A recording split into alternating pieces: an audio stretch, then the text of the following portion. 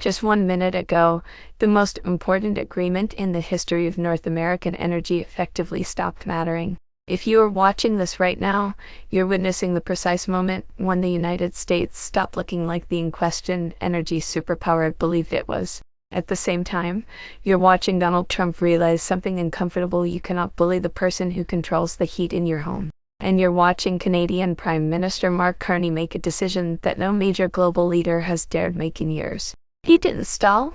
He didn't bargain. He didn't try to soften the conflict. He ended the deal completely.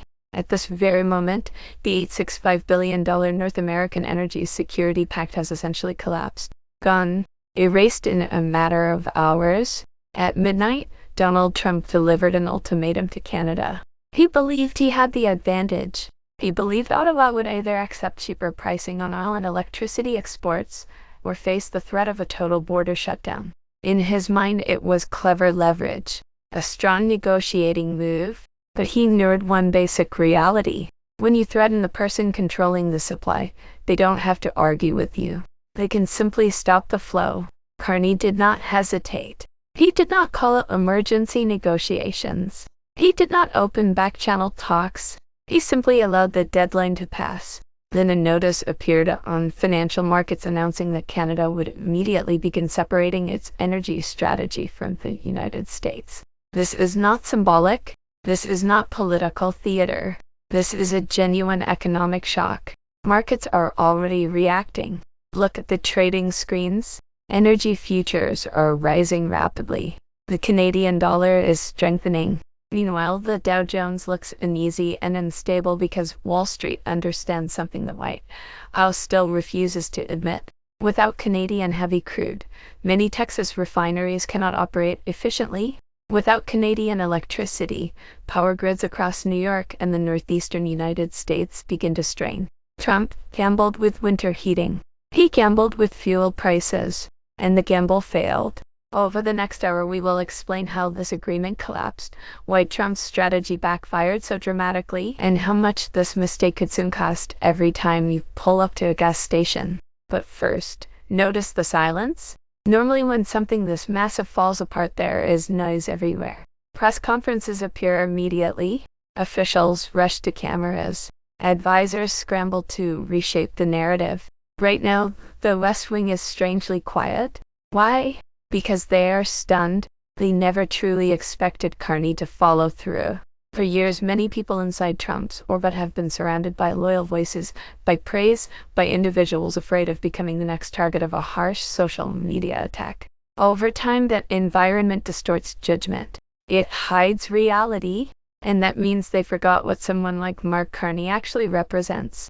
Carney is not a typical politician. He's a former governor of the Bank of England. He helped steer global markets through financial crises. His decisions are not driven by emotion. They are driven by numbers. And the numbers told him something important. Canada no longer needs to tolerate pressure from a declining dominant power. Let's step back and look at the ultimatum itself, because that is where everything truly went wrong. 12 hours ago, documents began circulating showing that the Trump administration had delivered a direct demand to Ottawa. The demand was simple.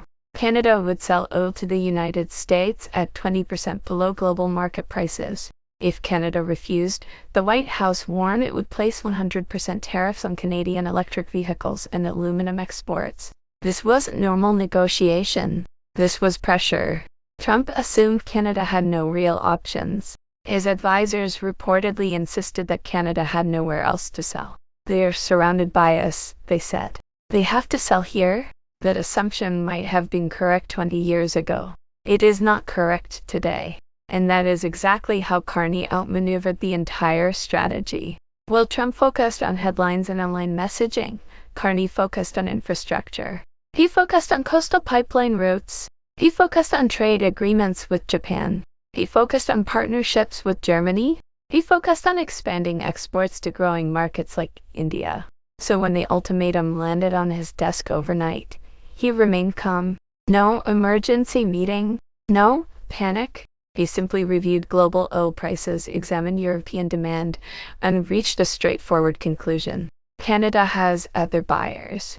The United States is no longer the only option, so he allowed the clock to run out. Now look at what is happening in real time while Washington tries to explain the situation. First piece of evidence, shipping data. Satellite tracking shows 3 enormous oil tankers sitting near the coast of British Columbia that were originally scheduled to sail toward refineries in California. Instead, they have changed direction. They are now moving west toward Asian markets. That represents millions of barrels of oil originally destined for American refineries now heading to power foreign industries. Why? Because those buyers are paying market price and not threatening the supplier. Second piece of evidence, electricity. The northeastern United States relies heavily on hydroelectric power from Quebec. That electricity is stable, renewable, and affordable. Trump's ultimatum included a warning about imposing fees on Canadian electricity exports unless Canada accepted the oil price demand. Shortly afterward, Hydro-Quebec released a carefully worded statement saying it was reviewing power allocation because of market uncertainty. Translated into plain language, that means something simple. If New York still wants that electricity, it may soon have to pay significantly more for it. The special pricing is gone. Third piece of evidence involves pipelines and refineries. Trump often repeats the phrase drill baby drill, but the refining system along the Gulf Coast depends heavily on a specific type of oil.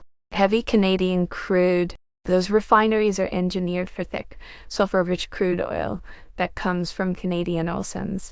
Switching suddenly to lighter domestic oil is not simple. It requires different processing methods. Without Canadian supply, those facilities cannot run at full capacity. Lower production means higher costs. Higher costs mean higher fuel prices. This situation is not just a policy disagreement. It is a disruption of a supply chain. And it could have been avoided completely. It could have been avoided if Trump had treated Canada as a partner rather than a subordinate. But his political style does not operate that way. His worldview is built on winning and losing, control and submission. Today he encountered someone who simply refused to play that game. The contrast between these two leaders could not be clearer. On one side you have Donald Trump, loud, confrontational, instinct-driven, reacting quickly to television coverage and social media pressure. On the other side you have Mark Carney, calm, analytical, deliberate, a man trained to think about global financial systems rather than headlines. Trump tried to smash a complicated machine with a hammer. Carney quietly pulled the power plug, and the machine stopped. Now consider the signal this sends around the world. Every major government is watching. Russia is watching. China is watching. The European Union is watching. They see a United States so consumed with confrontation that it just shattered one of its most important economic partnerships. They see a country that used to represent stability now generating uncertainty. And they are asking an uncomfortable question. If the United States treats its closest ally this way, how will it treat everyone else? Carney just sent a message to the rest of the world. You don't have to accept pressure. If you control something the United States needs, you can walk away. Canada is not walking away from the American people. The relationship between citizens of both countries remains strong, but it is walking away from the Trump administration. The $865 billion agreement that just collapsed was supposed to create a North American energy fortress. It was supposed to guarantee stable supply for decades and reduce dependence on unstable regions. Now it is gone. And why? Because Trump wanted a televised victory. He wanted to hold up a deal and declare he forced Canada to surrender. Instead, he now faces a different challenge, explaining why gasoline prices could soon reach $5 per gallon in parts of the United States. Explaining why heating fuel costs may spike this winter. Explaining why a stable system suddenly looks fragile. So why did Carney choose this exact moment to act? Timing. Midterm elections are approaching in the United States. Trump's economic approval numbers are uncertain. Lower prices would help him politically. Carney understands this. And urgency in negotiations often signals weakness. By allowing the agreement to collapse now, Carney removes the economic stability Trump needs heading into that political season. It is a calculated move, a signal that Canada will not help anyone win an election by accepting economic pressure. And Canada can make that choice because it holds valuable resources. The world still needs energy. Renewable power is expanding, but fossil fuels remain essential for the near future. Canada has those resources. The global market wants them. Trump believed he controlled the gateway. Carney proved Canada can build new gateways. Imagine the atmosphere in the Oval Office right now. Advisors scrambling, finger pointing, Trump demanding explanations for why Canada did not fold. But the answer is simple. Not everyone responds to intimidation. You cannot scare a former central banker who has already managed global financial crises. A late-night social media threat does not rattle someone accustomed to dealing with trillion-dollar markets. And it reveals Trump's core weakness, indifference. Carney does not hate Trump.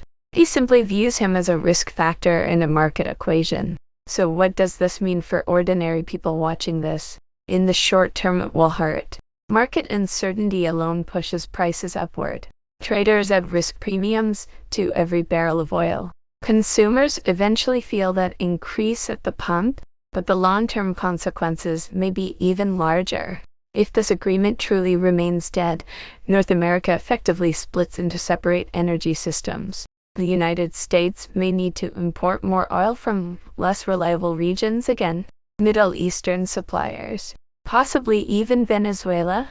That would expose the illusion behind the phrase energy independence, because American independence quietly depended on Canadian cooperation. Without that cooperation, the picture changes. We are entering an era where resources equal leverage. Carney calls it sovereign resource strategy. The simple translation is this: our resources, our terms. Trump dislikes that reality because he cannot control it. He cannot brand it. He cannot claim credit for it. What we are witnessing is a shift in influence. For decades, the United States was the gravitational center, and Canada revolved around it. Today, that orbit shifted slightly, and the center dimmed. Buried deep inside the agreement was the clause that allowed all of this to happen. Page 400, a sovereignty reversal provision. Carney's negotiators inserted a month ago. It states that if the United States imposes unreasonable or punitive trade actions, Canada can immediately cancel all price commitments within the energy agreement. Trump's team either ignored the clause or assumed it would never be used. But when the tariff threat appeared last night, that clause activated instantly. The agreement disappeared. Carney predicted Trump would eventually attempt pressure, so he designed the agreement with a built-in exit switch. Then he waited.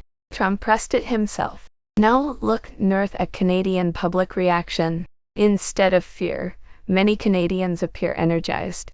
For years they felt their country was treated as a convenient political target during American elections. Carney's response taps into national pride. He's presenting Canada not as an extension of the United States, but as an independent global power.